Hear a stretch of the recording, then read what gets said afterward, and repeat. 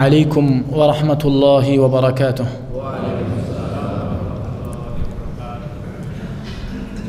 الحمد لله رب العالمين، والصلاة والسلام على أشرف الأنبياء والمرسلين، حبيبنا المصطفى صلى الله عليه وعلى آله وأصحابه أجمعين، ومن تبعهم بإحسان إلى يوم الدين وسلم تسليما كثيرا. أما بعد. Jamaah salat subuh Masjid Al-Aman yang semoga Allah Subhanahu wa taala muliakan. Terus bersyukur kita kepada Allah Subhanahu wa taala untuk anugerah yang Allah limpahkan ini kepada kita, yang dengan nikmat-nikmatnya tersebut, yang tentunya dengan rahmat dan taufik daripada Allah Subhanahu wa taala, banyak usaha-usaha kebaikan bisa kita amalkan, banyak ketaatan bisa diusahakan. Yang besar harapannya agar Allah Subhanahu wa taala menerima amal ibadah kita ini dan menjadikannya pemberat amalan kebaikan kita di akhirat kelak.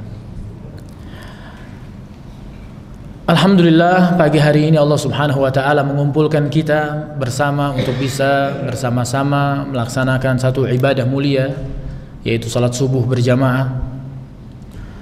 Dilanjutkan dengan sedikit kita menuntut ilmu, yang diharapkan dari ilmu tersebut adalah kesadaran kita untuk terus kita mendekatkan diri kita kepada Allah Subhanahu wa taala. Karena memang ilmu yang disampaikan ini bukan untuk dikoleksi, tapi untuk diamalkan. Yang harapannya nantinya dari amalan tersebut Allah ridha sama kita, Allah berikan rahmatnya pada kita, dan kita selamat di dunia dan juga di akhirat. Dan semoga apa yang akan disampaikan ini bisa bermanfaat tentunya untuk pembicara dan juga untuk teman-teman yang lainnya dalam usaha-usaha kita memperbaiki amalan kita. Sebagaimana yang tadi disampaikan, insyaallah tema yang akan kita bahas adalah mengambil hikmah atau memetik hikmah dari kisah 3 orang Bani Israel. Dan kita tahu ya, kisah Bani Israel atau yang kita kenal dengan sebutan Israiliyat, ini kisah-kisah tentang kaum Bani Israel. Dan kisah Bani Israel itu terbagi menjadi 3.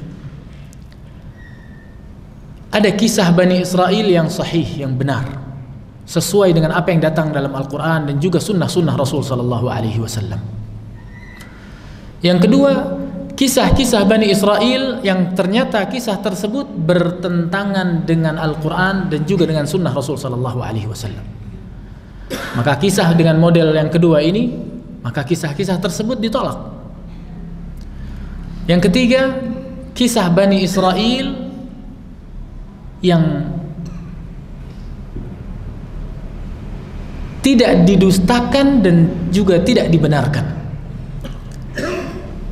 tapi tidak mengapa diceritakan untuk diambil hikmah darinya. Di antaranya Rasul sallallahu alaihi wasallam pernah mengatakan, "Haditsu an Bani Israil wala haraj," kata Rasul sallallahu alaihi wasallam. Kisahkan tentang Bani Israel ini dan enggak kenapa-napa, ceritakan untuk diambil hikmahnya. Dan kisah yang akan kita kisahkan ini termasuk golongan kisah Bani Israel yang pertama, yaitu yang sahih. Kisah ini dikisahkan oleh Rasul sallallahu alaihi wasallam secara langsung dalam hadisnya yang terkenal sekali, diriwayatkan oleh Imam Al-Bukhari rahimahullahu taala dan juga Imam Muslim dalam kitab sahih mereka, dari jalan sahabat yang mulia Abu Hurairah radhiyallahu taala anhu. Dan kami kira kisah ini bukanlah kisah yang asing buat kita. Insyaallah mungkin semuanya pernah dengar kisah ini. Tapi tidak mengapa kita angkat lagi kisah ini untuk kita ulang ingatan kita dan kita ambil pelajaran-pelajaran dari kisah tersebut. Rasul sallallahu alaihi wasallam mengisahkan, "Inna thalatha fi Bani Israel," kata Rasul sallallahu alaihi wasallam, dulu pada kaum Bani Israel ada 3 orang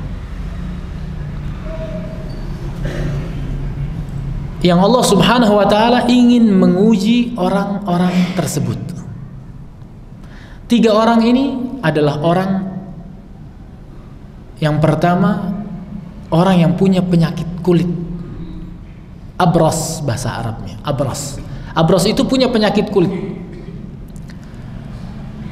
Yang kedua, aqra. Aqra itu botak. Yang ketiga, buta.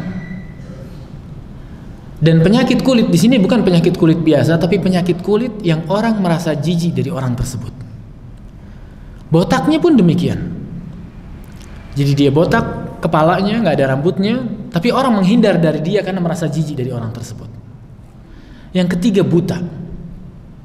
Allah ingin uji 3 orang ini. Allah kirimkan malaikat kepada mereka. Malaikat ini mendatangi orang pertama, yaitu orang yang punya penyakit kulit yang orang-orang merasa jijik dengan orang tersebut. Kemudian malaikat ini bertanya, dan Allah kirimkan malaikat karena Allah ingin uji mereka.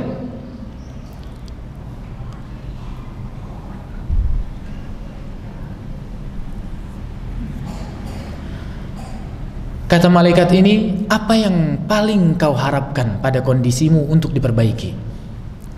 Maka si orang ini mengatakan, launun hasan wa jildun hasan.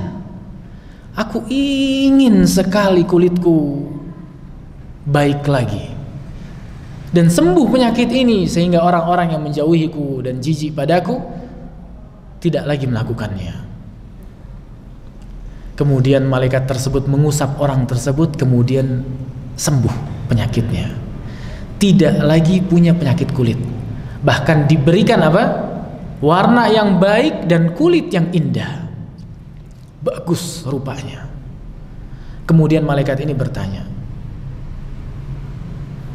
harta apa yang paling kau inginkan? Karena ternyata orang tersebut bukan hanya penyakitan, tapi fakir, nggak punya harta. Orang ini mengatakan, al-ibil, aku ingin unta. Fa'u'tiya naqatun usyara. Maka orang ini diberikan 1 unta yang sedang hamil. Bahkan sebagian ulama mengartikan arti usyara itu unta yang hamil dan sudah tua umur kehamilannya, sebentar lagi melahirkan untanya. Diberikan unta tersebut. Kemudian malaikat ini mendatangi orang kedua, yaitu orang yang botak, yang nggak ada rambutnya, dan orang-orang merasa jijik dari orang tersebut. Ditanya, apa yang paling engkau inginkan dari kondisimu saat ini? Kata dia, sya'run hasan, rambut. Karena selama ini ternyata dia dijauhi oleh banyak orang karena rambutnya. Akhirnya diusapkan oleh malaikat tersebut, kemudian tumbuhlah rambutnya. Kemudian ditanya, harta apa yang paling engkau dambakan? Orang ini mengatakan, baqarah, sapi.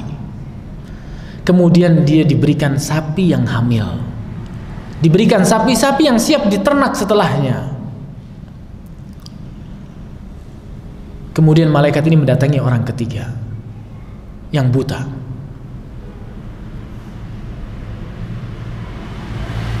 Ditanya sebagaimana malaikat ini bertanya kepada orang sebelumnya. Maka orang ini mengatakan, aku ingin bisa melihat kembali. Diusapkan oleh malaikat tersebut dan kembalilah orang itu bisa melihat. Kemudian ditanya, harta apa yang paling kau inginkan? Kata dia, kambing. Diberikan kambing-kambing yang siap untuk diternak. Kemudian pergilah malaikat tersebut. Ini ujian. Ini ujian. Dan Allah Subhanahu wa ta'ala menguji hambanya. Bahkan Allah Subhanahu wa ta'ala di surat Al-Anbiya di ayat ke-35 Allah mengatakan, wa nabluukum bisyarri wal khairi fitnah. Dan kami akan menguji kalian, kata Allah Subhanahu wa ta'ala, dengan keburukan dan juga dengan kebaikan. Artinya yang dapat musibah, kesedihan, sempit hidupnya, hutang yang bertumpuk, itu ujian. Yang dapat harta melimpah, rizki yang banyak, anak keturunan, kesehatan. Ini juga ujian. Wa nabluukum bisyarri wal khairi fitnah. Dan kami benar-benar akan uji kalian, kata Allah Subhanahu wa taala, dengan keburukan ataupun dengan kebaikan. Dengan yang kalian benci atau dengan yang kalian sukai. Allah uji itu. Dan itu akan tampak sekali dengan kisah yang akan kita lanjutkan. Bahkan Allah Subhanahu wa taala juga berfirman, ya alif lam mim, ahasiban nas an yutraku an yaqulu amanna wa hum la yuftanun. Kata Allah, apakah manusia ini mengira mereka hidup terus akan dibiarkan begitu saja, nggak bakal diuji? Enggak, akan diuji sama Allah. Dan itu berlaku untuk semua orang. Semua kita diuji. Dan kami yakin kalau pengen ditanya satu-satu, semuanya punya ceritanya masing-masing dengan ujian-ujiannya. Nah, kemudian 3 orang tadi ditinggalkan bertahun-tahun untuk dia hidup di atas kesehatan yang telah diberikan, hidup di atas harta yang sudah dilimpahkan. Sampai disebutkan di hadisnya apa? Fakana lihada wadin minal ibil, wa lihada wadin minal baqar, wa lihada wadin minal ghanam. Disebutkan di hadisnya, sampai-sampai orang pertama punya 1 lembah unta, yang kedua 1 lembah sapi, yang ketiga 1 lembah kambing. Artinya ternaknya berkembang. Ternaknya berkembang. Hidup dalam kesenangan sekarang, kegembiraan. Kembali malaikat ini datang kepada mereka. Yang pertama, malaikat ini datang dalam kondisi manusia yang fakir. Bahkan di hadisnya disebutkan fakir dan rusak kulitnya. Datang ke si orang pertama, si Abros. Wahai fulan, inqata'a biyal hibal. Wahai fulan, perjalananku terputus. Aku tidak lagi bisa melanjutkan perjalananku. Berilah aku 1 ekor unta dari untamu yang banyak ini, untuk aku bisa lanjutkan perjalananku. Si orang yang tadinya miskin, tadinya penyakitan, buruk kondisinya, mengatakan al-huququ katsirah. Dengan sombongnya dia bilang apa? Oh, nggak bisa, tanggungan saya banyak. Dan ini dusta ya. Dan kita sangat sedih ketika memang banyak orang-orang yang punya harta banyak, tapi dia menampilkan dirinya di hadapan orang apa? Seakan-akan dia banyak tanggungan. Kalau diminta sedekahnya sama orang, dia bilang apa? Oh, saya lagi banyak utang. Bahkan utang ini belum dibayar, kontrakan ini belum dibayar. Maksud dia mengatakan hal tersebut untuk tidak mau berbagi dengan orang lain hartanya. Dan ini disebutkan oleh orang tersebut. Dia bilang al-huququ katsirah. Tanggunganku banyak.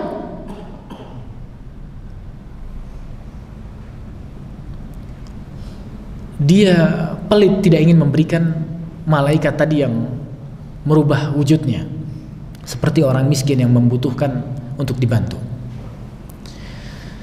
Kemudian malaikat ini mengatakan, sepertinya aku mengenalmu. Bukankah engkau dulu orang yang buruk kulitnya? Orang-orang menghindarimu, merasa jijik darimu, kemudian Allah sembuhkan kamu. Dan Allah memberikanmu harta. Si orang ini yang tadinya kulitnya rusak, dia berbohong lagi. Dia bilang apa? Oh enggak, harta saya wariskan dari abah-abah saya. Oh enggak, kita memang keluarga kaya dari dulu. Bapak saya, kakek saya, orang berada semuanya. Kita keluarga kaya. Kemudian malaikat ini mengatakan, kalau engkau berdusta, semoga Allah mengembalikanmu kepada kondisimu yang semula. Ditinggalkan. Malaikat ini tahu kalau dia berbohong, karena malaikat itu jugalah yang datang kepadanya di kondisi yang pertama. Tapi ternyata si malaikat tetap mengatakan apa? Jika engkau berbohong, maka Allah akan mengubah kondisimu seperti semula. Bayangkan, dan ini satu pelajaran lagi buat kita ya. Malaikat tahu dia berbohong, tapi tetap malaikat bilang apa? Kalau kamu berbohong. Beda sama kita. Kalau kita sekarang baru menduga, baru dugaan, kita udah doakan orang tersebut keburukan. Kalau malaikat ini dia tahu kepastiannya, tapi malaikat masih bilang apa? Jika kamu berbohong. Kalau kita nggak, baru menduga, kita pastiin, kita doain keburukan orang tersebut. Ini pelajaran buat kita untuk kita bisa berlaku lebih bijak dan lebih adil. Kemudian malaikat ini datang kepada orang kedua, yaitu orang yang botak. Dia bilang, inqata'a biyal hibal, terputus perjalananku, berikanlah aku 1 ekor sapi dari sapi-sapi yang banyak yang kau miliki untuk aku lanjutkan perjalananku. Orang kedua berdusta seperti orang yang pertama.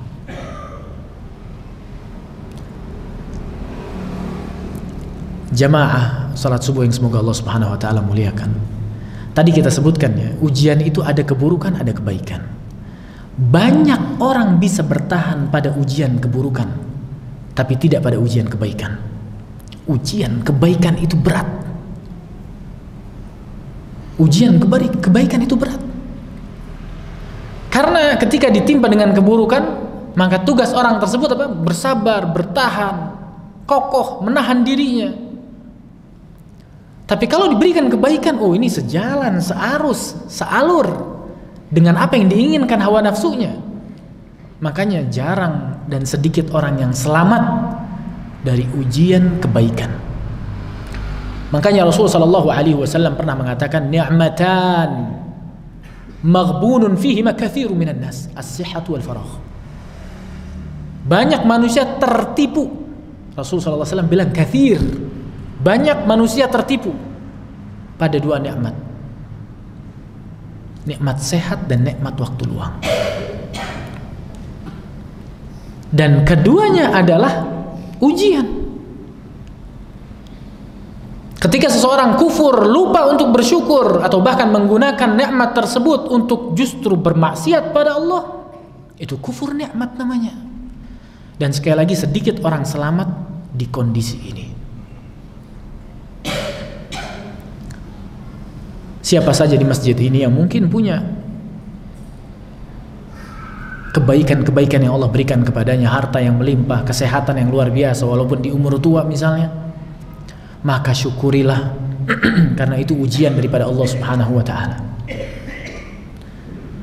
Untuk mengetahui apakah kita orang yang bersyukur atau kita orang yang kufur, tidak mau bersyukur. Kemudian malaikat ini mendatangi orang ketiga yang buta. Dia bilang, inqata'a biyal hibal, terputus perjalananku, berikanlah aku 1 ekor kambing dari kambing-kambingmu yang banyak ini. Kemudian si orang yang buta bilang apa?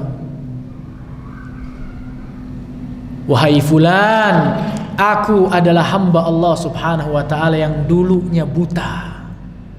Dulu aku buta, dulu aku gak punya apa-apa. Kemudian Allah sembuhkan, Allah kembalikan penglihatanku, dan Allah berikan aku apa yang kau lihat sekarang. Ambil kambing yang ingin kau ambil, maka pada hari ini aku demi Allah tidak akan melarangmu untuk mengambil berapapun yang ingin kau ambil. Kemudian malaikat ini mengatakan, pegang hartamu. Sungguh aku ini adalah utusan Allah Subhanahu wa ta'ala yang Allah utus untuk menguji kalian, kamu dan saudara-saudaramu.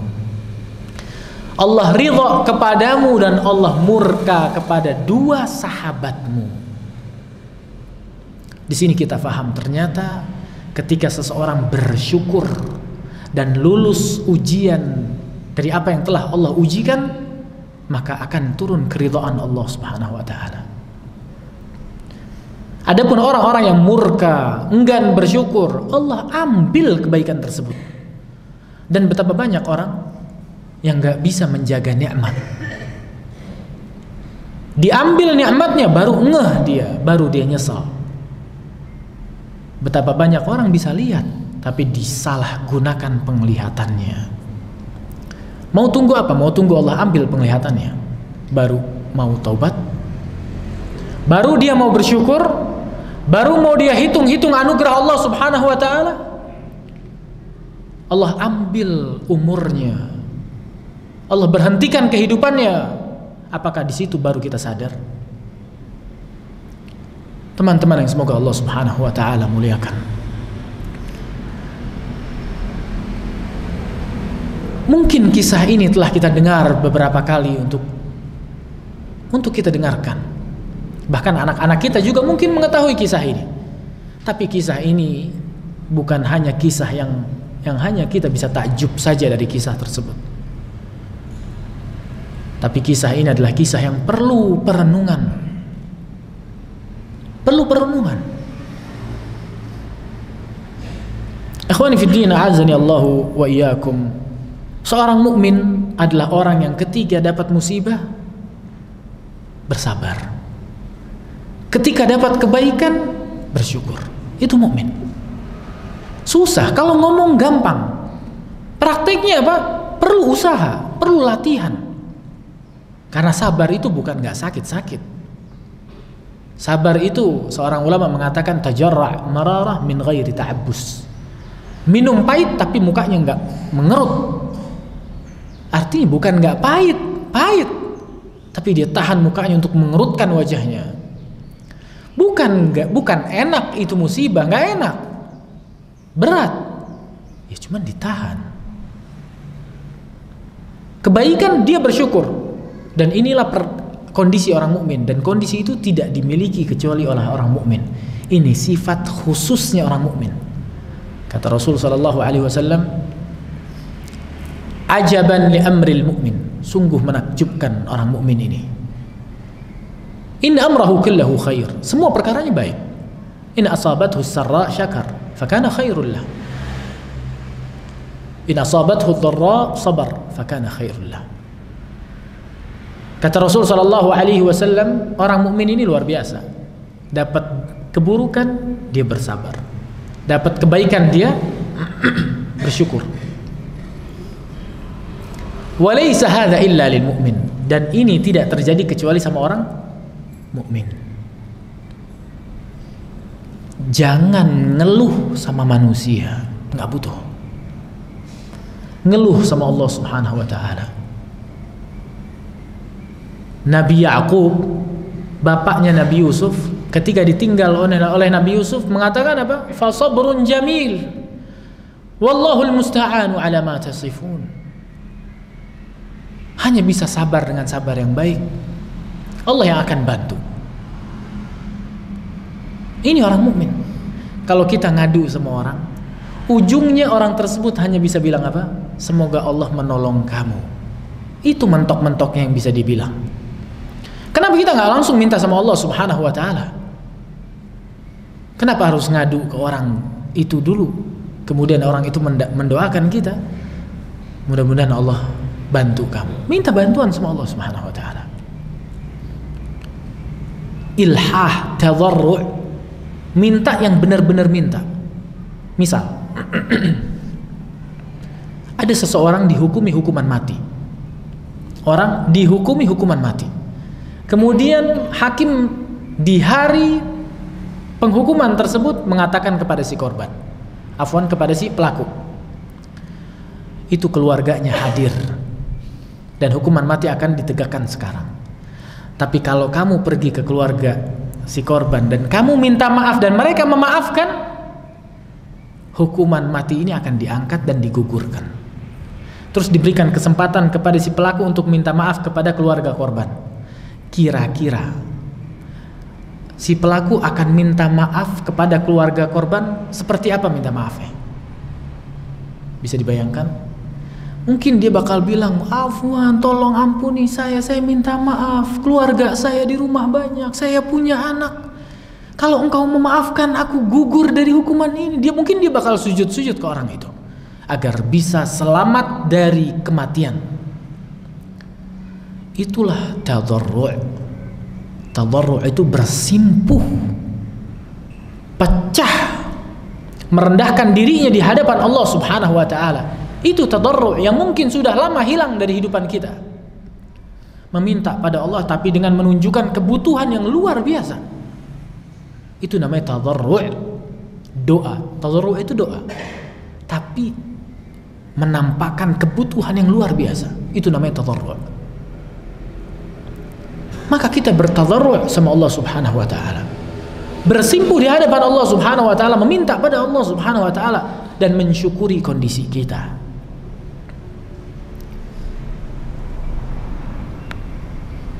Jangan kita lari ke orang. Jangan kita lari ke orang. Lari ke manusia, Bani Adam, dia nggak bisa apa-apa. Terkadang kita ini bilang ke orang lain apa? Orang itu berubah. Orang itu sama saya udah berubah. Sebenarnya orang itu bukan berubah. Orang itu menunjukkan wujud aslinya. Bukan berubah, tapi dia menampakkan wujud aslinya. Ikhwani fiddin, azani Allah wa iyyakum jami'an. Maka orang yang ketiga yang buta tadi, dia memberikan apa yang orang tadi inginkan.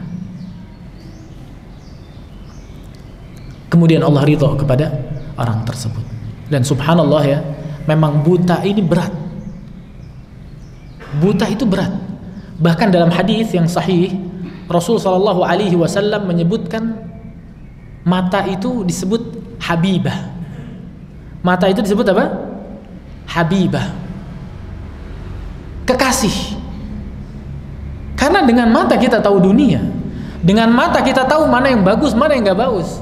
Dengan mata kita bisa suka, itu dengan mata. Kata Rasul sallallahu alaihi wasallam, barang siapa yang hilang, yang kehilangan habibatai, kedua matanya, maksudnya buta, maka Allah akan gantikan surga baginya. Surga. Karena memang dia kehilangan sesuatu yang sangat berharga dalam tubuhnya, yaitu matanya. Dan semua kita melihat. Enggak kita bersyukur sama Allah Subhanahu wa taala. Maka hendaknya kita belajar dari orang buta ini. Yang si orang buta ternyata menerapkan 3 kaidah bersyukur. Yang bersama bersyukur dengan hatinya. Dia bilang sama si malaikat tadi, ini semua dari Allah. Dulu aku buta. Dulu aku miskin.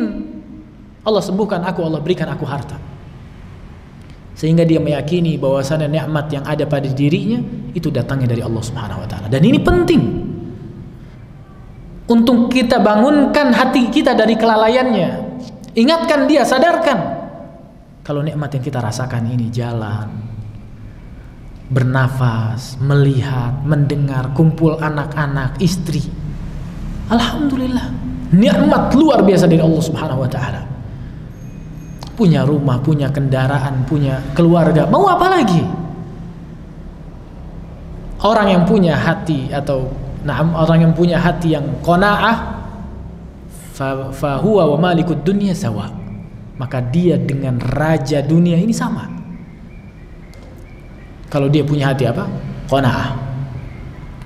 Maka yang pertama harus kita perhatikan, meyakini nikmat tersebut datangnya daripada Allah Subhanahu wa taala. Yang kedua, mengucapkannya. Jadi nikmat itu bukan cuma diyakini, tapi diucapkan. Oh enggak, ini bukan karena kepintaran saya, ini semua anugerah dari Allah Subhanahu wa taala. Ucapkan alhamdulillah, ingatkan anak-anak kita, alhamdulillah kita ada mobil, ini kemudahan dari Allah Subhanahu wa taala. Alhamdulillah kita punya rumah cukup buat semuanya. Ini nikmat dari Allah Subhanahu wa taala. Ingatkan anak-anak kita. Yang ketiga, menggunakan nikmat tersebut dalam ketaatan pada Allah Subhanahu wa taala. Si orang buta tadi bilang apa? Ambil kambing yang kau inginkan. pada hari ini aku tidak akan melarangmu untuk mengambil apa yang kau minta. Artinya dia mengeluarkan harta tersebut di jalan Allah Subhanahu wa taala. Latih diri kita. Terkadang kita ini perlu terapi-terapi. Seperti terapi apa? Terapi sedekah untuk ngilangin sifat bakhil di hati kita. Keluarin.